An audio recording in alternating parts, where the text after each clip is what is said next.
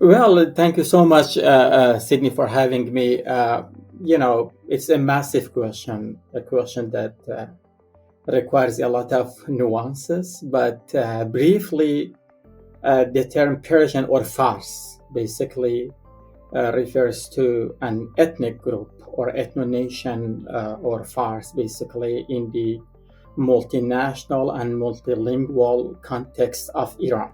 Basically, when it comes to the Persian or Farsha, in the received historiography, the idea is that the Persians ethnically, they go back there from the descent of the ancient Persians who, migrated to the Iran plateau in 900 BC, sometime, around that time. We don't have any specific dates or any specific chronology about this huge migration, and the presumption is that they resided in the current day province of Fars or Shiraz, and then politically the idea is that they were the first nation in Iranian plateau, that they founded the first ancient unified empire, which is called Achaemenid or Achaemenid Empire. So that's that. But we also have to, emphasize, because this will come out in our discussion, that Persian or Farsa as an ethnic group, they constitute only 50% of the Iran's population. They're one of the 5 or 6 or 7 ethnic groups in Iran, in addition to Azeri Turks, Lurs, Baluch, Arab, Mazani, Gilaki. But since 1925 and the establishment of the Pahlavi dynasty, the Persian language and the Persian culture has been treated or has been imposed as a default identity of all peoples of Iran. But the term Iran, where the term Iran comes from, it's a very tricky question, because the idea is that the first Achaemenid Empire, they were from the Aryan race, a mythical race of which we don't have much information, but because they built the first empire and they were from the Aryan descent. So there is this intersection that it was the Persian, and they were Persian who founded the Achaemenid Empire. And ever since 1925, the idea of Iranianness and Persianness, they became synonymous. So that, for example, even in the Anglophone, culture, Anglophone societies in the West, when it comes to Iran, basically people only think that all people of Iran, they speak Persian and they are Persian. So the intersection or the synonymity between Iranianness and Persianness is a very modern phenomenon. It did not exist before 1925. But the term Iran, obviously, it existed in many literacy works. It goes back. I can talk about this if you like. That the term Iran, for example, for the first time was pronounced and used during a Sassanid dynasty. And then after Sassanid, it was pronounced and used in Islamic text, Ferdowsi, Shahnameh, Ferdowsi, Tarikh Tabari, Mas'udi, and many others. But in all those text and literacy works, the term Iran was never used for a race or for an ethnic group. It was only used for a land. And also we have different variants of, the term Iran, Iran Shahr or Iran Zamin or Iran in different texts, basically. The term Iran, as a unified, as a political category, as a political concept, did not exist before, 1925. That's, the intersection between the Iranianness and Persianness.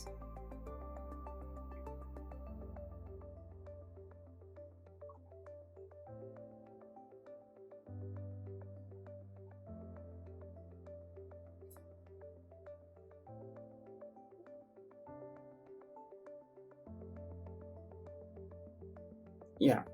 Well, as I said, Iran as a culture in modern, in modern conception, in modern sense, it is quite a new phenomenon. So, for example, the very term Iran, again, I want to go back to the historiography a little bit, that from 7th to 15th centuries, Iran and the plate of Iran never experienced any sort of unified or single dynasty or kingdom. Again, in all post-Islamic dynasties, from Samanid, Tahirid, all the way to Safavid, the term Iran was never used for the political gains or as a unified land or as a political, concept. The term Iran was never used on any of the coinages in all the post-Islamic dynasties, all the way to even Qajars. So, for example, the coinage, the policy was that the coinage should be inscripted by the name of Allah or Prophet Muhammad or Khulafai Rashidin, Khalifas, and sometimes the local kings, but every icon or every logo, but definitely not Iran. So that's that. But about your question, that when the idea of Iranianness was transformed into a sort of national ideology, we have to go back to the late 19th centuries. The sources of Iranian nationalism, Iranian nationalism were basically orientalist, were basically European, and they did not exist before even the half the 19th century. The term Arya did exist in Europe, in 16th, 17th, 18th century. The term Arya is very important because it has some similarities in terms of writing and pronunciation with the term Iran, and over time, the Europeans, they equated the term Iran and area together. They equated the term area or Aryan and Iran, and they basically came up with the idea that Iran is the land of Aryans. Okay, so if I'm going to be a little bit, providing with you a sort of, historical chronology of the Iranian nationalism, we have to go back to the 1860s, 1870s, when the Iranian nationalists at that time, specifically two key figures, Mirza Fatali Khan Akhundzadeh and Agha Khan Kermani, basically, they were extremely informed by these Orientalist writings, Orientalist scholarship that were emerging from 17th century to 19th century. And we have to remember that basically, as Mustafa Waziri says, the philological gates of scholarship about the Iran and Iranianness was open to Europeans in 17th and 18th century by William Jones and by Dupron and Quil Dupron. In 1771, he coined the term. He didn't coin, actually. He elaborated on the term Aryan. And then 50, 60 years later, it is William Jones who basically founded the institution of Asiatic society to further elaborate on the connection between the European languages and Sanskrit languages. The idea was that we have discovered the historical roots of the European languages in the East, in India, specifically in India, and then also in Iran. So the term Aryan, was born in 17th and 18th century, and then in 19th centuries, Orientalists, specifically people like Ernest Renan, who was really, anti, and he was considered as a father of Islamophobia in a case that he even divided the humanity into two races, Western race and Homo Islamicus. It's important that Homo Islamicus means the Muslim human being, as if the Muslim is a kind of like species that could be differentiated from the rest of species on the earth. So he coined the term Homo Islamicus to emphasize on the backwardness of the, in his words, of Arab culture. And then, he associated the Arabness with the Islam as a religion. So he brought this idea of the Muslim anti-Arab in 1880, sometime around that. Another source of, Western, Orientalism, European Orientalism actually was the Edward Gibbon. He wrote a book in 18th century about the fall of Roman Empire. And the basic assumption was that the Rome before the invasion of the, or the invention of the Christianity, it was a great culture. So Aga Khan Kermani actually, he copied the same template. He said, okay, well, so the Iran before the Muslim conquest, before the Muslim invasion, must have been a great place. And then the Muslim invasion, they came and they, destroyed this great culture, this, Garden of Eden. Okay. So, again, in 1855, we have de Gobineau. He wrote a book about the inequalities in human races. He divided the human race into three categories: white, yellow, and black. And the white race, I'm sure that you know that, was introduced as a master race. And also he put the Aryans under the category of the white race. And he said that, well, the Persian, they were from the white race, but they were corrupted and degenerated because of the blood intermingling with the other cultures, with the other ethnic groups, including Arabs. So you see, from 17th centuries to 18th, 19th centuries, people like Edward Gibbon, Ernest Renan. If I'm going to summarize the entire scholarship of Ernest Renan into one word, it is anti-Arabism or anti-Arab or anti-Islam. And then we have, as I said, Arthur de Gobineau. Montesquieu was another one. For example, Montesquieu was very interested in the Zoroastrianism without even reading the Avesta, because he didn't have the knowledge of reading the Avesta. Interesting that many of those scholars, when the Avesta was later translated, many European scholars, they got irritated because Avesta didn't support those ideas about the ancient Iran. This is also really a very interesting fact.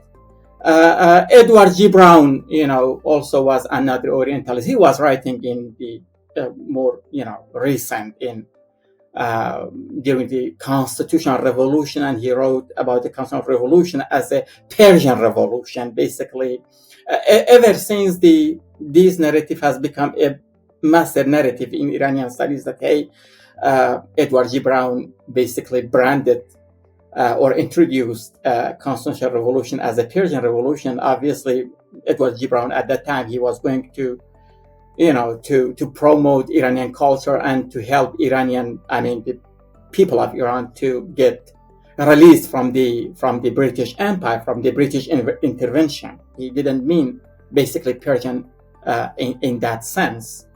There are many others, that provided this intellectual ammunition. And there are also historiographers, such as Minursky, such as Gershman, Grantusky, Dandamayov, Pigoluskaya. They all wrote Iranian, history, and they molded, they incorporated, they lumped together these variety of dynasties and kingdoms and people and cultures into one single term, Iranian identity. They knew that, for example, all those post-Islamic dynasties, that when you look at the post-Islamic dynasties, they are from different racial and ethnic descents. For example, Ghaznavid and Seljuqis, they are Turks. And then you have Timuris, they were Mongols. And then you have Ilkhan, and they were, Timuris were, they were Mongols. And Ilkhan, and they were, also Turk Mongols. And then we have Kharazm Shahian, we have all different dynasties, and they basically defined themselves based on the religion. Many of them were Sunni, some of them are, Shia. So the question was that, how can we knit together all these different dynasties, different kingdoms, different cultures, different languages, over the last 3,000 years, if we take the Achaemenid Empire as a beginning of the Iran's ancient civilization, if we don't count the pre-Achaemenid indigenous nations in the region. So the question was that, how can we knit them together? How can we lump all this together?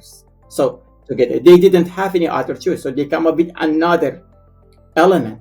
They said that, okay, well, what knits together, what pulls together, or basically, puts together all these dynasties, connects all these differences in language, in memories, histories, cultures, it is Persian language. So they resorted to Persian language. And obviously we know that the Persian language has been there. It has been used as a sort of, language of administration, language of politics, but so is Arabic. So, and we don't have any information about the average Iranian at that time, that the common man, what kind of language the common man, the average human being, the average in terms of cultural, in terms of the people, what kind of language did they use? We don't have any information about that, but we do know that basically perhaps 1% of people, they were educated, they were illiterate. And this will leave us with another explanation, that most of these text, most of these literacy works, this literature, these poems, including Shahnameh, including other books, they were elite texts. They were produced by elites, and they were circulated among the elites. So the average people, the average man, couldn't basically write, couldn't narrate himself or herself. That's the question. So there is no question that the Persian language has been there as a language of, poetry, as a language of art, as a language of whatever you name it, or administration. But the language of Sharia, the language of Islam, the language of, administration, to some part, it was Arabic. We see at that time, for example, people like Abu Rayhan Biruni, he laments about the Persian language, because he says that he can't produce any actual knowledge, any scientific knowledge with Persian, because Persian is so intellectually and terminologically incapable of to be used for any scientific or for any, let's say, science production. So Abu Rayhan Biruni, many of those scholars and elites, such as Abu Rayhan Biruni, such as Abu Ali Sina, they use Arabic language. So to come back to your question, in the late 19th century, we have all this scholarship available in Europe. They try to lump together all these all these, connect all these dots, and then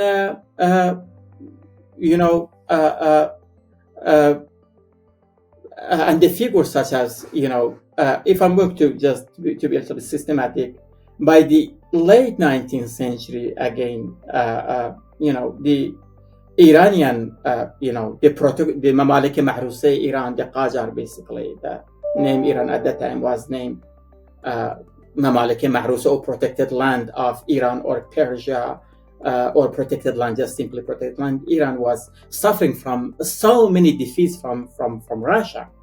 That Turkmenistan and Gulistan, both in the mid 19th centuries, these two, treaties between Iran and Russia, they are only two of many treaties between these two countries, and the Qajar was extremely weak. So by the end of Qajar,